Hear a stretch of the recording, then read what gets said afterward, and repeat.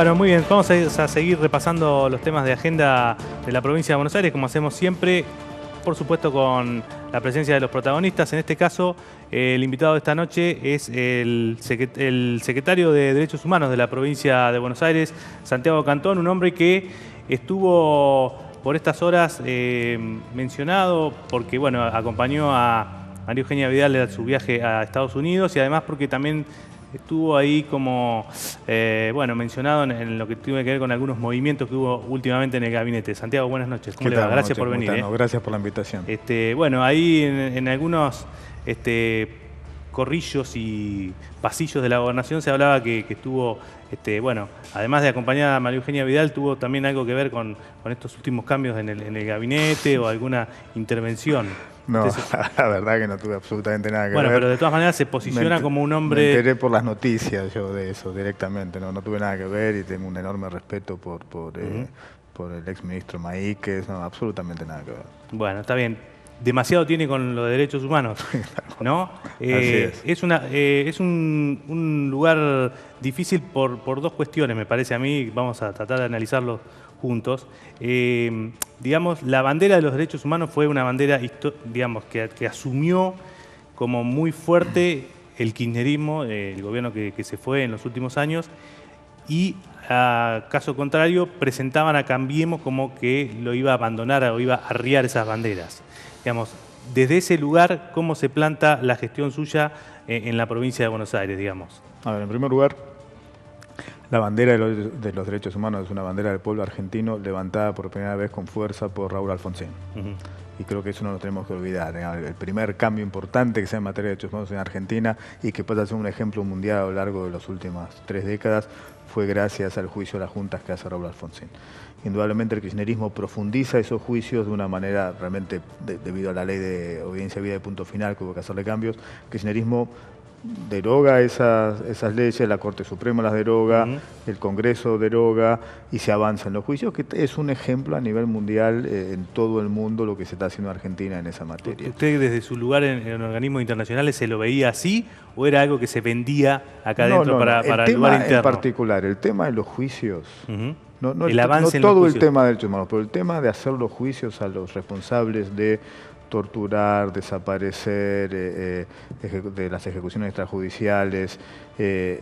Ese tema en particular lo inicia Raúl Alfonsín con el juicio de las juntas a un intervalo en la época de Menem y lo profundiza Néstor Kirchner. De eso no hay ninguna duda, internacionalmente se lo ve de esa manera. Yo fui al Senado de Estados Unidos en los principios del año 2000 a defender esa política, 2007, a defender esa política del kirchnerismo ante el Senado de Estados Unidos. En ese aspecto creo que no hay cuestión al respecto, no hay ninguna pregunta al respecto. Hay otros temas de derechos humanos que no se trataban, por un lado, y por otro lado se apropiaron de la bandera de los derechos humanos, que es un error, es un grave error que creo que es importante rectificar y que este gobierno está rectificando. No hay, nadie puede apropiarse de esos derechos humanos, es de todos nosotros. Es la sociedad civil que es la que realmente ha impulsado en la historia de Argentina los derechos humanos. Y digamos, en estos primeros meses usted puede mostrar acciones, gestiones para certificar esto, digamos, porque una de las cosas que se decían en la campaña era que el macrismo o la provincia iba a frenar los juicios del olvido, que iba a los últimos juicios de lesa humanidad que se están poniendo en marcha. Yo la primera acción que tomé, una de las primeras acciones que tomé fue el primer juicio que hubo durante mi mandato, yo comencé en enero, mediados de enero, el primer juicio que se inicia, el primer juicio de lesa humanidad que se inicia en mi mandato, yo fui personalmente, que es el juicio Riva, que se hacía en la justicia en San Martín, yo fui personalmente al comienzo de ese juicio. Y voy a seguir haciéndolo en los futuros ¿hay alguna forma de que desde la Secretaría de Derechos Humanos digan a los jueces federales, no, déjenlo hacer, déjenlos de hacer? Digamos, por supuesto que no, por supuesto que no. ¿Cuál era por supuesto que no. Pero digo, coincide conmigo que estaba instalado eso. Por supuesto, desde el kirchnerismo y de ahí la utilización política de los derechos humanos. Se utilizó en la campaña de que el gobierno que viniera, si llegaba a ser Cambiemos, iba a terminar con los juicios y se iba a terminar los derechos humanos. No. los derechos humanos, los juicios en particular tienen que seguir, porque la justicia es independiente. Tiene su camino, digamos. Desde el Estado, ¿qué se hace desde el Estado? ¿Qué se puede hacer? En primer lugar, ser querellantes, que es lo que está haciendo la provincia de Buenos Aires, que se venía haciendo de antes, esto no lo empecé yo, sino que se empezó a hacer de antes. Pero es muy importante ser querellante, porque el Estado, el Estado argentino, durante la década del 70, violó, mató, desapareció a miles de personas. Hoy lo que está haciendo el Estado argentino es demostrar a la sociedad qué es lo que debe hacer el Estado. El Estado debe buscar justicia, el Estado debe otorgar reparaciones a las víctimas de violaciones de los derechos humanos, el Estado debe crear las condiciones para que esa justicia se pueda hacer de manera eficiente y rápida. Eso es lo que estamos haciendo. Y con relación a otro de los temas que también son motivos de mucho cuestionamiento por parte incluso de organismos internacionales, que es la condición de los presos y los recluidos en cárceles y comisarías que aparentemente o cada vez la tendencia es a que haya menos, pero todavía hay. Hay todo unas presentaciones por parte de algunos organismos sobre episodios de violencia institucional, de tortura. Digamos, ¿cómo se trabaja en eso? ¿Cuál es la impronta que le quiere dar esta gestión a esa cuestión que de los últimos 20 años hemos escuchado y hemos visto que no se ha podido quebrar esa tendencia? Lo primero importante en derechos humanos es no ocultar la realidad, mostrar cuál es esa realidad y tratar de modificar la realidad para millones de personas. En el caso de las cárceles, de la comisaría, sabemos que hay un serio problema. Personalmente, en mi caso, como secretario ejecutivo de la Comisión Interamericana de Derechos Humanos, me otorgó pedirle al Estado argentino, tanto en la provincia de Buenos Aires como en la provincia de Mendoza, tienen que modificar el problema de las cárceles. Ahora me toca hacerlo del Estado. Lo estamos trabajando conjuntamente con el nuevo ministro de Justicia, Gustavo Ferrari, con el que nos hemos reunido ya en un par de ocasiones para ver de qué manera mejorar la situación carcelaria. Es una política de la gobernadora.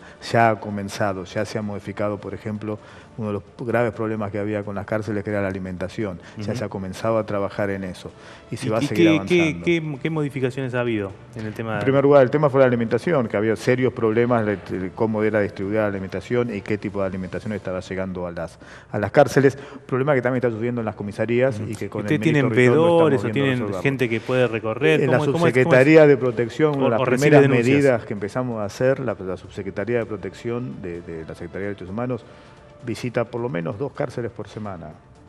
No estamos parando de visitar cárceles para poder hacer realmente una buena evaluación sobre cuál es la situación de carcelaria y conjuntamente con el ministro Ferrari encontrar una solución para asegurar que las personas que viven en las cárceles también vivan dignamente, son seres humanos y hay que lograr que esas personas que están en las cárceles y que van a salir y reintegrarse en la sociedad se reintegren a la sociedad y que no vuelvan a delinquir. El trabajo es realmente...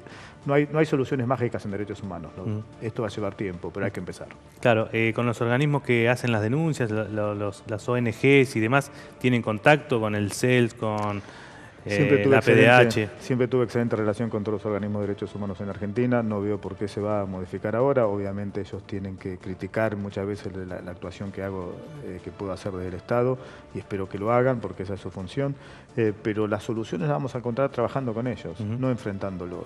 Secretario, en estos últimos días otra vez volvió a la agenda porque hubo una nueva marcha el 3 de junio con el tema de los femicidios. ¿Cómo se aborda desde el Estado? Porque, digamos, el movimiento social, la movilización por parte de la gente, aparentemente la conciencia dentro de la opinión pública está, pero falta algo porque sigue habiendo casos, siguen registrándose episodios. La provincia de Buenos Aires tuvo el año pasado casi 100 femicidios. 100 casos de femicidio. Digo, ¿qué se puede hacer? ¿Qué se puede hacer desde el Estado y desde la política de gestión? Es el principal problema que tenemos en derechos humanos, a mi juicio, en Argentina y en la provincia ¿El principal de Buenos Aires. problema? A mi juicio es el principal problema en Argentina, en América Latina y en el mundo. ¿Por qué se da la violencia contra la mujer? Por discriminación. Esa discriminación que puede ir desde que se le pague un sueldo distinto a las mujeres hasta el otro extremo, que es que las maten. Argentina, conjuntamente con otros países de América Latina, la América Latina tiene el récord lamentablemente mundial en cuanto a casos de femicidio. Argentina, comparado con otros países de América Latina, también no está mal, pero está mal. 100 casos solamente en la provincia de Buenos Aires. Se calculan que aproximadamente una mujer cada 20 horas es asesinada solamente por ser mujer. El Estado tiene la obligación de encontrar respuestas a la discriminación y a la violencia contra la mujer. Y desde el Estado se puede hacer mucho. Una vez que el Estado toma conocimiento de una situación, ya sea en una comisaría, ya sea en un hospital, ya sea en una escuela, tenemos la obligación de atender rápidamente esos casos.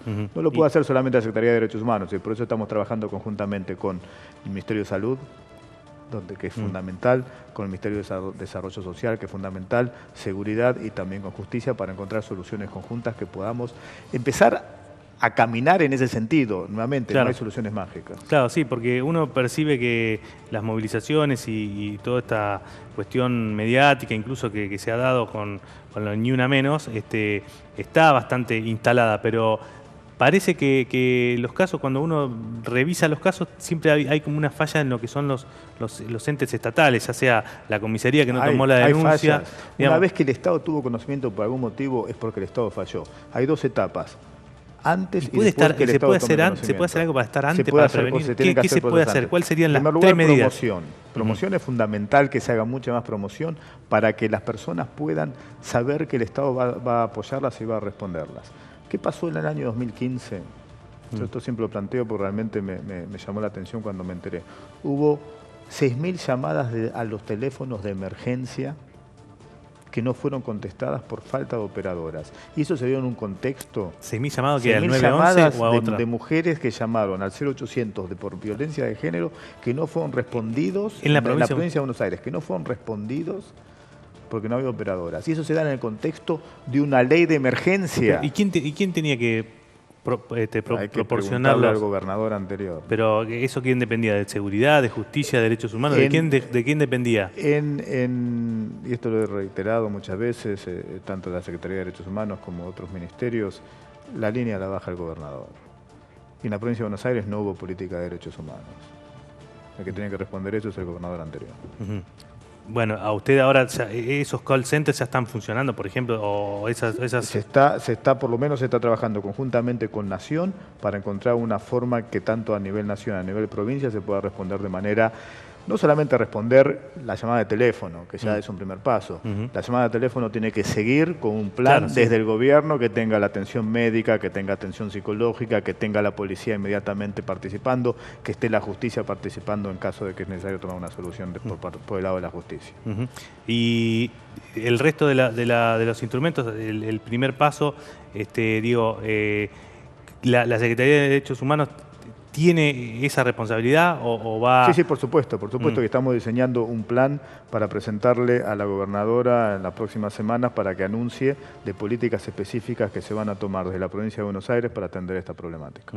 Bien, Santiago Cantón, muchísimas gracias por haber estado acá, secretario de Derechos Humanos de la provincia de Buenos Aires, le agradecemos mucho. Bueno, y como lo hacemos siempre, Albino, nos estamos yendo ya el cierre del programa. Bueno, pero a ver, gran papel y papelón. Yo creo que en el transcurso del día de hoy el gran papel o el papelón, en realidad, inevitablemente tiene que ir asociado con lo que ocurrió esta mañana en General Rodríguez, porque resultó ser ciertamente insólito el nivel de impunidad, ¿no? Exactamente. Con el que un exfuncionario del nivel que tenía López haya transitado con semejante nivel de dinero. Habrá que investigar la justicia de qué se trata, pero independientemente de este dato puntual que tiene que ver con la actualidad... En realidad, más que papelón, es un hecho conmocionante, que por eso no lo queríamos dejar pasar, independientemente de que lo hemos tratado, y porque además tampoco no tiene que ver directamente con lo que es la política de la provincia de Buenos Aires, sino tiene que ver con temas que siempre se tratan acá, pero que no impactan directamente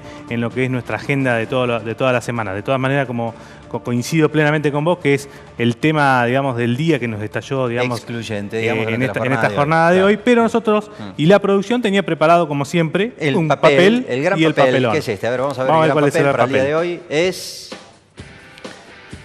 Tiene que ver con esto, con una decisión del gobierno de la ciudad de La Plata, que ha decidido trasladar a esa búfala, es un búfalo, desde un zoológico hasta un centro de cría experimental. Es un cambio clave en el modelo de concepción de un parque zoológico que ya ni siquiera se llamará zoológico, pero que tiene que ver con esto de permitirle a los animales, sobre todo autóctonos, que se relacionen, digamos, con lugares que los aproximan más a su hábitat natural. Claro, que basta de tener bichos encerrados ahí en una jaula para que uno pase y le tire un maní y pague por eso. Lamentablemente hay algunos casos que no se van a poder resolver porque justamente se trata de animales que están acostumbrados al cautiverio. Nos explicaba la gente del zoológico, por ejemplo, que la famosa elefante pelusa, que ya tiene 50 años, se presume que tienen, digamos, un nivel de vida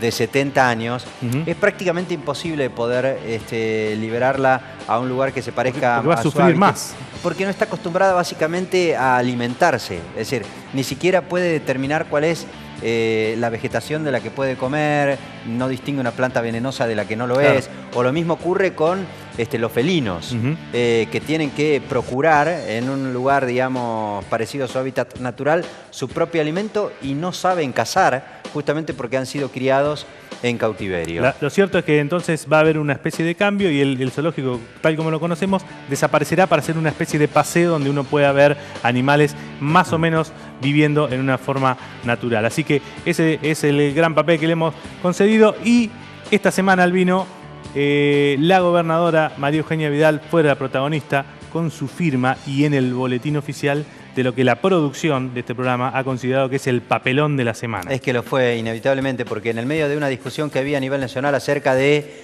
la posibilidad de que los periodistas que revelaran la identidad de aquellos que ingresaran al blanqueo fuesen a terminar en prisión, se dio un hecho bastante particular y sobre todo similar en la provincia de Buenos Aires. ¿Por qué? Porque se está discutiendo el procedimiento de la sanción de la ley que hará públicas las declaraciones juradas de los funcionarios públicos, que es lo que anunció en su momento la mujer que ahí estamos viendo, la gobernadora de la provincia de Buenos Aires. Pero en el medio de la redacción del decreto se coló también el famoso artículo 157 del Código Penal, a partir del cual estaba pasible de la pena de prisión a quien difundiera la declaración pública, maliciosa, en este caso, claro, de un funcionario público. Cosa que, por supuesto, tuvo que rever y automáticamente lo corrigió la gobernadora luego de haber sido aprobado ese decreto con esa falla garrafal, sobre todo porque además ni siquiera gozaba de la prudencia de la temporalidad. En ese mismo momento se estaba discutiendo a nivel nacional una medida similar, aunque en el marco de otra ley. Exactamente, habían pasado unas pocas horas del Día del Periodista y Macri había anunciado que iba a eliminar esa sanción para quienes difundieran. Y entonces, unas horas después, María Eugenia Vidal da a conocer ese decreto que unas horas después se anuncia que por un error lo tuvieron que rectificar. Bueno, muy bien, gracias a todo el equipo que como siempre pone en el aire este programa. Son muchos los técnicos, allí van a ver ustedes los nombres de cada uno de ellos. Y también a nuestro equipo de producción que hace posible la puesta en el aire en la pantalla de QM Noticias a las 10 de la noche todos los martes de este nuestro programa. Exactamente, Karina Calvo, Narzareno Luz y Lucía Di Carlo, muchísimas gracias a todos ellos.